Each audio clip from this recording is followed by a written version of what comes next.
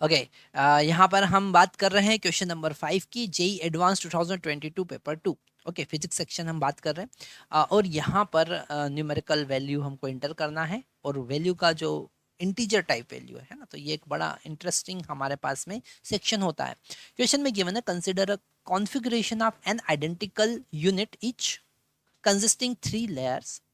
The first layer is a column of height h equal to 1 by 3 centimeter, and the second and third layer are of equal thickness d equal to root three minus one by two centimetre. Okay, यहाँ पर हमारे पास first layer जो है वो air column है। Okay okay, ये air column है जिसका हाइट h गिवन है, और जो सेकंड और थर्ड लेयर है उसका रिफ्रैक्टिव इंडेक्स म्यू1 और म्यू2 हमको गिवन है, और इनका जो थिकनेस है दोनों का एक जैसा थिकनेस है, दैट इज डी, ऐसा क्वेश्चन में गिवन है। Okay okay? h का वैल्यू यहाँ पर 1/3 सेंटीमीटर हमको given. A light source O is placed on the top of a first unit as shown in figure, है ना। यहाँ पर हमारे पास में एक लाइट सोर्स O रखा हुआ है। A ray of light from O is incident on the second layer. Okay, यहाँ पर सेकंड लेयर पर इंसिडेंट हो रही है।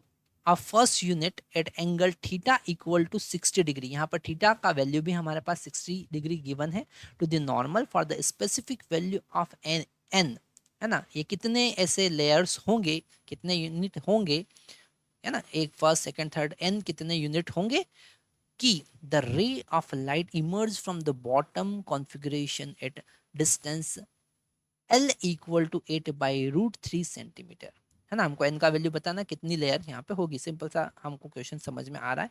तो अगर हम यहाँ पर हर एक लेयर से के कारण वो लाइट रे हॉरिजॉन्टल डायरेक्शन में कितना ट्रेवल कर रही है वो अगर हम फाइंड कर लें, तो into n is equal to L होगा। तो हम यहाँ पर हर एक लेयर की बात करेंगे, और उसके बाद एक यूनिट से कितना शिफ्ट हो रहा है वो पता करेंगे।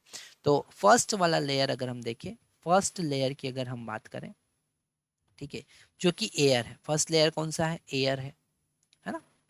तो यहाँ पर अगर फर्स्ट लेयर की हम बात करें, और एंगल ऑफ इंसिडेंस जो है यहाँ पर क्लियरली हमको फर्स्ट लेयर का 60 डिग्री एंगल पता चल रहा है। तो इसके कारण अगर हम यहाँ पर x1 कैलकुलेट करें, x1 कितना होगा, x1 यहाँ पर होगा, x1 is equal to h tan theta, tan 60 degree, है ना। तो x1 का वैल्यू, क्योंकि अगर यहाँ पर टेन थीटा लगाएंगे तो ये h है, ये वाला एंगल यहाँ पर 60 डिग्री होगा, तो थीटा के सामने वाला परपेंडिकुलर और थीटा के साथ वाला बेस, है ना। तो h इंटू एच का वैल्यू कितना, 1/3, और टेन 60 डिग्री √3 होता है, तो हमको x1 इक्वल टू मिला 1/√3 सेंटीमीटर। ओके, ये x1 का वैल्यू हमको सबसे पहले मिल गया। अब हम सेकेंड लेयर की बात करेंगे, ठीक है। अब हम बात करेंगे सेकेंड लेयर की, तो यहाँ पर हम कलर चेंज कर लेते हैं, सेकेंड लेयर के लिए येलो कलर ले लेते हैं।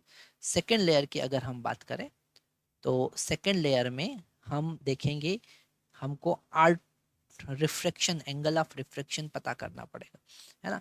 ये हमको एंगल ऑफ रिफ्रैक्शन R1 पता करना पड़ेगा, ठीक है, क्योंकि यहाँ पर एंगल 60 डिग्री पर लाइट इंसिडेंट हो रही है ना। ये 60 डिग्री है एयर से, है ना। तो यहाँ रिफ्रैक्टिव इंडेक्स 1 है और यहाँ का रिफ्रैक्टिव इंडेक्स म्यू1 है। हम R1 का वैल्यू कैलकुलेट करने के लिए स्नेल्स लॉ लगाएंगे, तो हम लिखेंगे 1 sine 60 degree is equal to mu one sine R1। Okay, अब अगर हम यहाँ पर साइन 60 का वैल्यू पुट करें तो वो तो होता है √3/2, और अगर हम म्यू1 का वैल्यू पुट करें तो म्यू1 का वैल्यू हमको पता है, यहाँ पर क्वेश्चन में गिवन है √3/2, है ना। ये जो 2 है ये रूट के अंदर है, ये याद रखना है हमको, और sign R1 as it is, √3 से √3 कैंसिल होगा, यहाँ पर √3/2 1/√2 होगा, और R1 का वैल्यू कितना हो जाएगा, 45 डिग्री। कितना हो जाएगा, 45 डिग्री। ओके, अगर हम थर्ड लेयर की बात करें, सॉरी, यहाँ पर हमको x2 कैलकुलेट करना है, कितना शिफ्ट हुआ वो भी कैलकुलेट करना है ना। तो ये जो कितना यहाँ से यहाँ तक कितना शिफ्ट हुआ है, हॉरिजॉन्टल डायरेक्शन में कितना लाइट ने ट्रेवल किया, x2 जो होगा वो होगा d 10 45 डिग्री। मतलब डी के बराबर। ओके, डी के बराबर। अगर हम थर्ड लेयर की बात करें, अगर हम अब थर्ड लेयर की बात करें, तो थर्ड लेयर में भी हम R2 कैलकुलेट करेंगे। ये हमारा थर्ड लेयर है, यहाँ पर लाइट इंसिडेंट हो रही है ना, ये R2 होगा। और इस थर्ड लेयर से सेकंड लेयर से थर्ड लेयर में आने के लिए एंगल ऑफ इंसिडेंस R1 होगा, है ना।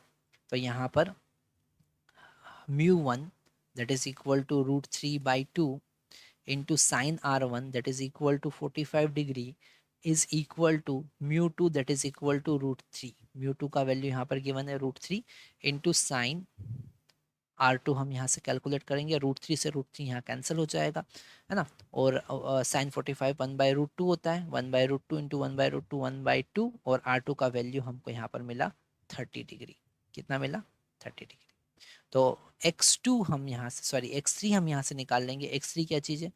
x3 जो है वो ये, सॉरी कलर हमने ऐसा लिया है दिख नहीं रहा है, हम यहाँ पर ग्रीन कलर ले लेते हैं।